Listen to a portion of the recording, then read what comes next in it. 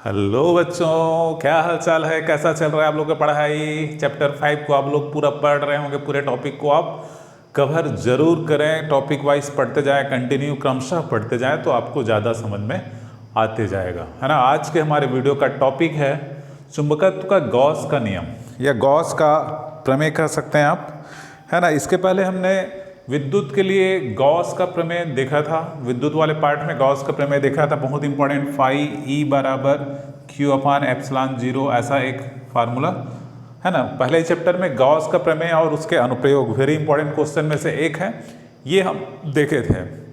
यहाँ पर इसको हम चुंबकीय क्षेत्र में देखेंगे कि चुंबकत्व का गॉस का नियम क्या होता है। यहाँ पर भी हम एक बंद पृष्ठ लेंगे, इसको भी क्या कहेंगे हम? गॉसी पृष्ठ कहेंगे, है ना। बंद पृष्ठ को क्या कहते हैं? गॉसी पृष्ठ, जिस पर हम गॉस का प्रमेय लगाते हैं। तो यहां पर गॉस का नियम क्या होगा? चलो मैं लिख देता हूं यहां पर, किसी बंद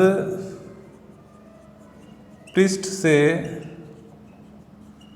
गुजरने वाला संपूर्ण चुंबकीय फ्लक्स शून्य होता है। मतलब चुंबकीय फ्लक्स को फाई एम से दर्शाएं तो ये बंद पृष्ठ के लिए चुंबकीय क्षेत्र बी और डी एस, इन दोनों का गुणनफल, डी एस क्षेत्रफल छोटा, है ना। तो इसका मान क्या होता है? शून्य होता है।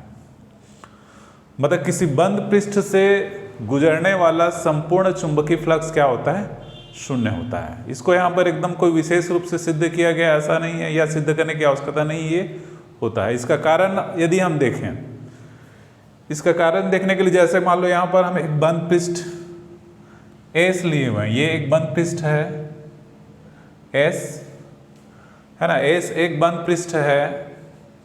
अब इस बंद पृष्ठ में जितनी बल रेखाएं गुजर रही हैं उतनी बल रेखाएं यहाँ से बाहर निकल रही हैं, है ना। जितना फ्लक्स धनात्मक होगा उतना ही फ्लक्स क्या होगा? ऋणात्मक, है ना। इसका कारण है कि किसी बंद पृष्ठ से या किसी बंद पृष्ठ में जितनी बल रेखाएं प्रवेश करती हैं उतनी ही बल रेखाएं वहां से बाहर निकलती हैं। इस कारण से कुल चुंबकीय फ्लक्स का मान क्या हो जाता है? शून्य हो जाता है किसी चुंबकीय गॉसी पृष्ठ के लिए। इसको थोड़ा सा आगे हम देखें कि जैसे यहां पर पृष्ठ एस का अल्प अवयव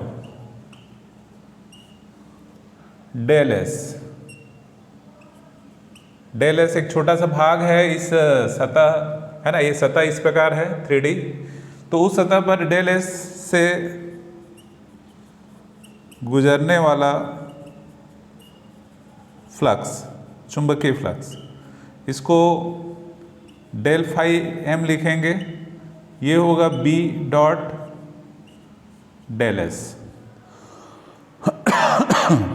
बी डॉट डेल एस। और इसको संपूर्ण क्षेत्रफल एस के लिए यदि लिखें तो उस केस में फाई एम बराबर सिग्मा, यहाँ पर सभी, मतलब सभी पृष्ठ, सभी भाग के लिए है, ये डेल फाई एम, या फाई एम बराबर सिग्मा, सभी डेल फाई एम का मान रख सकते हो आप बी डॉट डेल एस, ऐसा करके। तो इसका मान क्या होता है? शून्य होता है, ठीक है। ये शून्य होता है।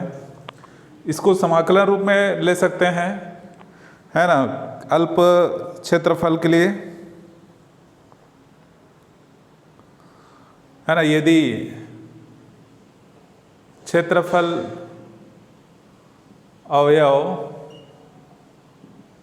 अति अल्प है तो उस केस में इसको ऐसा भी लिखते हैं, फाई एम बराबर इंटीग्रेशन एस, ये ऐसा चिन्ह लगा दिए, मतलब वो बंद पृष्ठ के लिए होता है, और बी डॉट डी एस बराबर क्या होता है? शून्य। तो ये फाई है ना, फाई एम। चुंबकीय फ्लक्स को फाई से दर्शाते हैं, विद्युत फ्लक्स को केवल फाई या फाई ई लिखते हैं, पर फाई बस लिखते हैं। यहाँ पर एम क्या दर्शाता है, मैग्नेटिक या चुंबकीय फ्लक्स को। क्लियर है, बहुत सरल है। ठीक है, तो इसमें ऐसा ही है, जबकि विद्युत फ्लक्स की बात आती थी तो उसको कैसे लिखते थे, फाई ई बराबर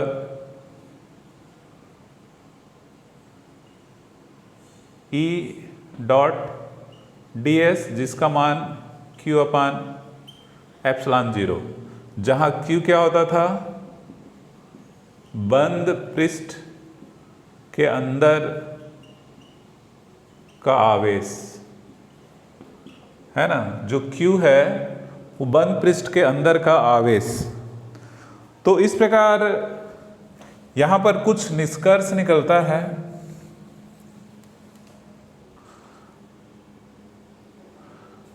ना। यदि हम विद्युत वाले केस में, जैसे ये कोई बंद पृष्ठ ऐसा, इसमें केवल Q है, तो उस केस में फाई ई बराबर क्या होगा, Q अपान एप्सिलॉन 0।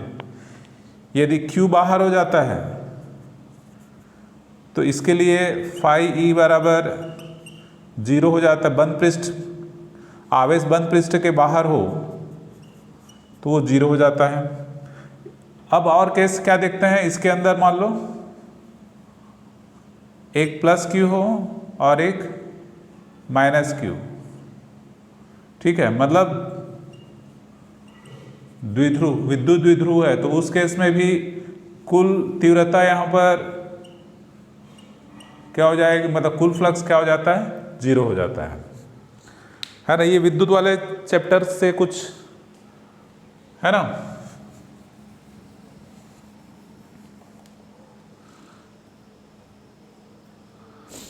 क्या निष्कर्ष निकलता है यहाँ पर, कुछ निष्कर्ष निकलता है गॉस प्रमेय से। अकेला चुंबकीय ध्रुव नहीं हो सकता है, मतलब कोई ऐसा पृष्ठ नहीं होगा जिसके अंदर केवल N ध्रुव हो। केवल N ध्रुव बस होगा तो उस समय चुंबकीय फ्लक्स है वो शून्य नहीं होगा। ठीक है, पर केवल N ध्रुव नहीं होगा, S ध्रुव भी साथ में होगा। इस कारण से कोई चुंबकीय फ्लक्स उस बंद पृष्ठ से गुजरने वाला नहीं होगा, अर्थात उसका मान 0 होगा। दूसरा, बंद पृष्ठ के अंदर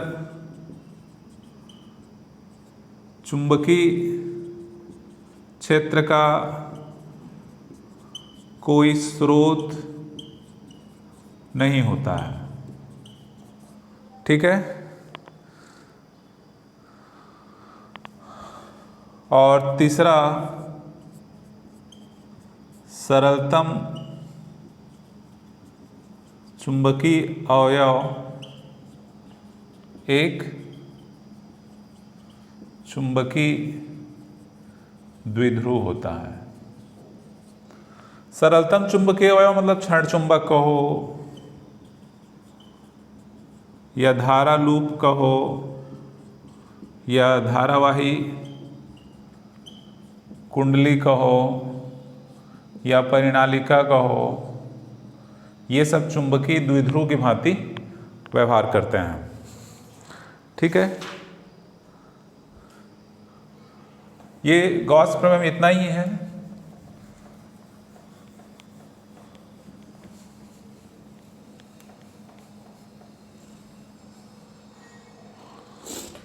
ना। विद्युत व चुंबकीय क्षेत्र की तुलना है ना। हमने जैसे कूलाम का नियम देखा था, विद्युत के लिए क्या होता है, F = 1/4πε0 Q1 Q2 अपान r²। मतलब समानता है, एक जैसे है, कुछ चीज़ों में अंतर है। चुंबकीय क्षेत्र में क्या होता है ना, ये विद्युत के लिए, इधर चुंबकीय के लिए ये μ0/4π Qm और Q अपान r²। ठीक है, इसमें आवेश होता है, इसमें ध्रुव प्राबल्य होता है, बाकी तो दोनों ही व्युत्क्रम वर्ग नियम का पालन करता है ना। इसके साथ साथ द्विध्रुव आघूर्ण, विद्युत द्विध्रुव आघूर्ण और चुंबकीय द्विध्रुव आघूर्ण, इसको P से दर्शाते हैं। ये Q इंटू क्या होता है 2a, सदिश राशि है ना। ये इसमें किससे दर्शाते हैं, इसको स्मॉल m से, चुंबकीय आघूर्ण होता है। ये क्या होता है Qm इंटू 2l। ये भी सदिश राशि होती है, इसकी दिशा माइनस Q से क्या होता है प्लस Q के डायरेक्शन में, इसका क्या होता है S से N के डायरेक्शन में। ठीक है, इसके अलावा आप अक्षीय स्थिति की तुलना करते हो। अक्षीय स्थिति में क्या तीव्रता आता है, E बराबर 1/4 पाई एप्सिलॉन 0 2p अपान r³। इधर क्या आता है B बराबर μ0/4 पाई 2a अपान r³। निरक्षीय की तुलना करो, मतलब एक जैसे यहाँ पर जहाँ पर P है वहाँ पर M, तो सब जगह वैसे ही आएगा, E की जगह B आएगा। E बराबर 1/4 पाई एप्सिलॉन 0 P अपान r³ होगा इसमें। इधर B बराबर μ0/4 पाई M अपान r³ होगा, है ना। E बराबर इतना,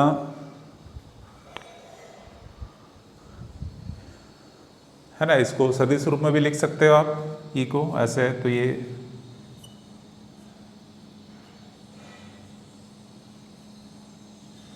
है ना। ऐसा जब सदिश रूप में लिखोगे तो निरक्षीय स्थिति में आपको इसमें माइनस साइन के साथ आना पड़ेगा, क्योंकि दिशा विपरीत होती है।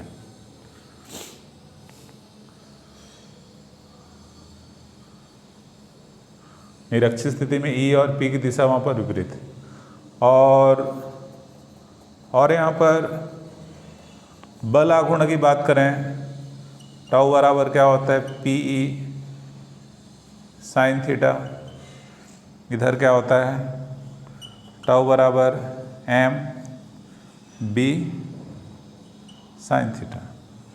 तो ये विद्युत व चुंबकीय क्षेत्र की तुलना करें तो काफ़ी कुछ सिमिलरिटी है। यदि आपको विद्युत क्षेत्र के फार्मूले आपको अच्छे से याद हैं तो आपको चुंबकीय क्षेत्र के फार्मूले भी आसानी से याद हो जाएंगे, है ना। इधर जैसे ये 1/4 पाई एप्सिलॉन 0 होता है, तो यहाँ पर μ0/4 पाई आता है ना। और यहाँ पर ये इसका संख्यात्मक मान जैसे 9 × 10⁹ होता है ना। तो इसका संख्यात्मक मान क्या होता है 10⁻⁻7 रखते हैं। तो ये दोनों की तुलना, दोनों क्षेत्र की तुलना आप यहाँ से आसानी से कर सकते हैं। तो आज के इस वीडियो में इतना ही, छोटा सा वीडियो था, आपको पसंद आया होगा। अच्छा लगा तो लाइक शेयर कमेंट अवश्य करें। Thanks for watching.